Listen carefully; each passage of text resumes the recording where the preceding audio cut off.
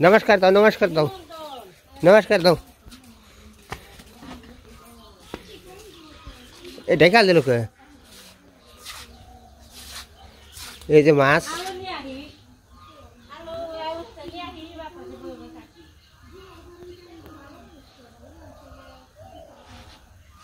तो बंधुरा नमस्कार आशा करी আপনারা সবাই ভালো আছেন আমরাও সবাই ভালো আছি তো তো আমরা আপনাকে সবার জন্য আর কি মার কাছে প্রার্থনা করি ঈশ্বরের কাছে প্রার্থনা করি আপনারা জানি সবাই ভালো থাকেন সুস্থ থাকেন এটাই মার কাছে প্রার্থনা করা ছাড়া উপায় নাই তো আজকে আসবো হলো নতুন অতিথি আর কি নতুন আছে পুরান আছে কারণ ইয়ার হলো ঈশান বাবু তো কয়েকবার আইছে সারা বাবু আইছে তো আমার মাই আইছে তারপরে আমার বাপে আইছে তো আজকে আবার আইফো আমার মাই বাপে ঈশান বাবু সারা বাবু সারা আর হলো ঈশান বাবু তো এরা চারজন আসতেছে আর কি তার জন্য আর কি মাছ টাছ আগে কিনছিলাম আগে কিনে আর কি ফ্রিজে থুইছিলাম ওই ভিজিয়ে ফ্রিজে থেকে আর একটু বরফ হয়েছে উড়ি বাবা তোর পান চাইবেন সৎ খাইবেন সৎ সকালবেলায় উড়ি বাবা বস্তার ভিতর তো মুখ দিচ্ছিলাম শুই যে বেরিয়ে দেখা যায় বস্তার ভিতরে মাথা ঢুকেছে এত বুদ্ধিমত্তা এটা ঘাস আর পড়বো না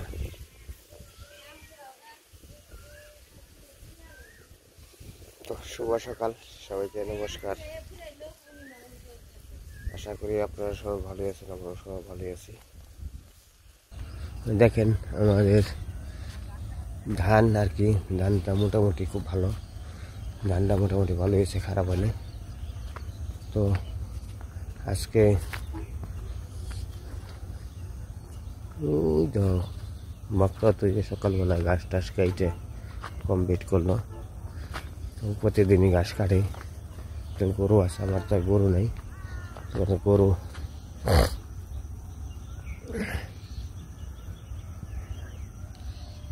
আমারও পালার জায়গা আছে কিন্তু জায়গা থাকলেও আমি পালতে পারি না কারণ হলো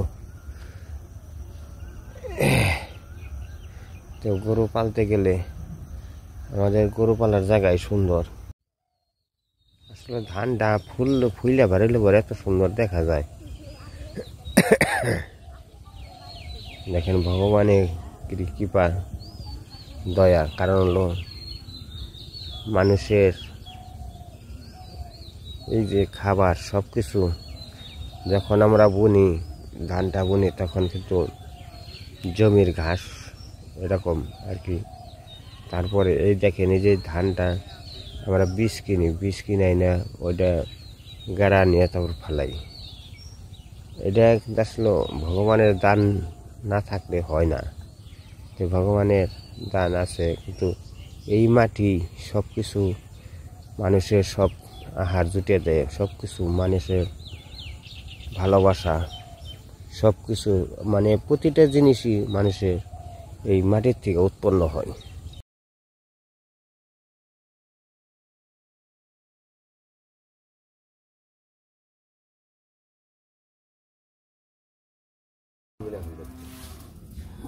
এই যে মা সকালবেলা মাছ কাটতেছে রান্না করার জন্য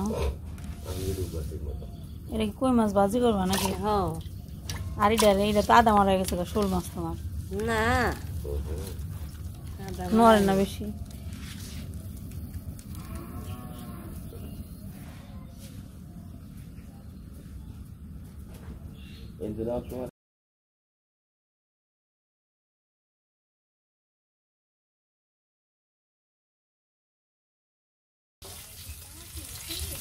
এই তো মিষ্টি কুমড়ার ফুলের বড়া ভাত বানছি সুন্দর হয়ে গেছে লাল লাল করে ভাজমু গরম ভাত দিয়ে খামু অনেক স্বাদ আর একটু দিব না ভালোই হয় দিল খুব স্বাদ আসলে স্বাদ যে মিথ্যা কথা না সত্যি স্বাদ না হলে তোমরা খাইতে না স্বাদ দেখে তো খাও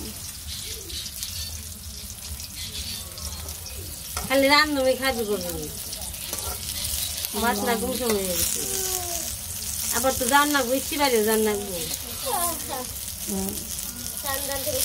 চারটার সময় না যে প্রতিদিন যে নিমন্ত্রণে যায় এই যে দেখেন লাল লাল মিষ্টি কুমড়ো ফুলের বড়া, ও কি সুন্দর তাকে রয়েছে, আর চুলার মধ্যে হালকা হালকা রোদ আসছে, আর দেখতে ভালো লাগতেছে। মুখ তো ধুয়ে আসি, খাওয়া দাওয়া শুরু করে ফেলাম, কারণ এই বড়া দেখে আর না খেয়ে থাকা যাবে না। সকালবেলায় আমার খাওয়া দাওয়া পান্তা ভাত, সিদ্ধ ভাত, এটা আর কি জানাবো নিমন্ত্রণে। ওবনে কি খাস? ওবনের লোক খেয়ে যেতে হয়, যে পান্তা ভাত খেয়ে নিয়েছে। গরম ভাত খাইবে না?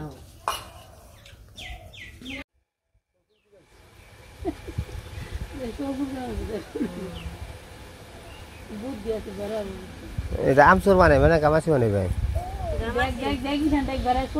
গাছতলা পড়ে আছে, সারা নিয়ে আইছে, নিয়ে কয়ে দিদি আমার কেটে দেও লবণ দিয়ে খাইবো।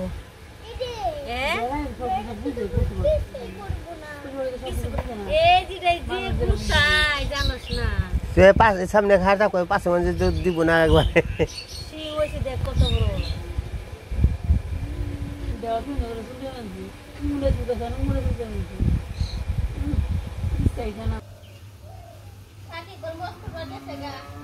জায়গা আমার মোবাইল চাইলো দিলাম, নিল না নাক নিজ্ঞা।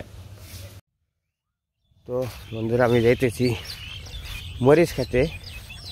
তো মরিচ খেতে দেখি কে এরকম মরিচ চাইছে, তুলতেছে আর কি। তো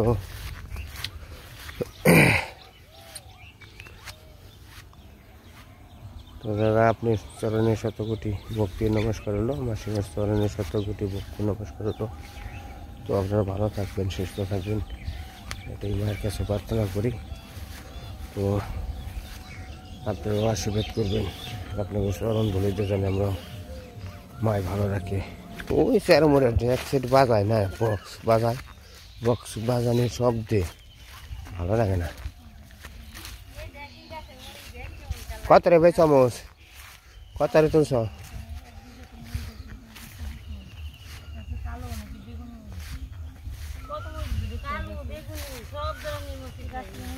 কালো বেগুনি, কালো বেগুনি, বড় বড় মাছ ছিল, বড় বড় মাছ। মাছ গাছগুলো বলছিলাম সে দেখাইয়া পারলা। তুলো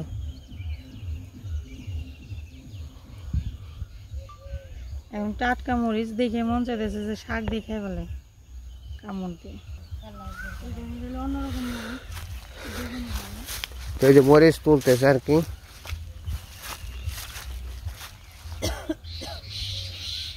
ও আগুনকে বেশি করে তুলো,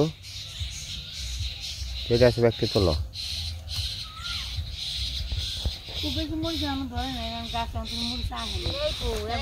এই ভো কিন্তু বৃষ্টি হলে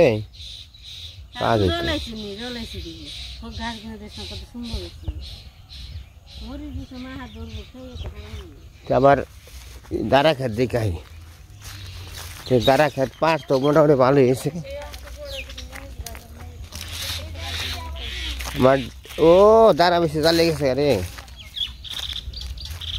দাঁড়া বেশি জাল লেগেছে, অনেক দাঁড়া বেশি জ্বালিয়েছে রে। ওই জন্য হক্ত হক্ত দেখে জ্বালাবে।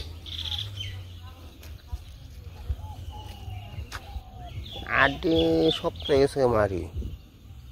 এই যে কটা পাকা মোচ আছে, এই যে দেখেন পাকে গেছে মোচ, পাকে।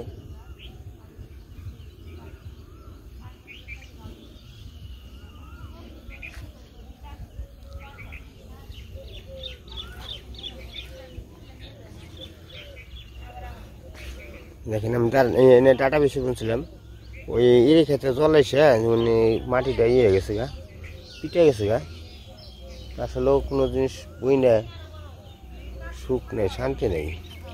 তো বিসিডি আনছিলাম, তাও মানে বিসিডি কাম বললো। এই কারণে যেমন কোনো কিছু ফসল হয়ে যায় না। তো এদিকে মরিচ তুল বানাইছে, মরিচ তুলা প্রায় শেষ হয়েছে এরকম বাড়ির দিকে। আমি যাই দেখি ভাত কিন্তু রয়েছে।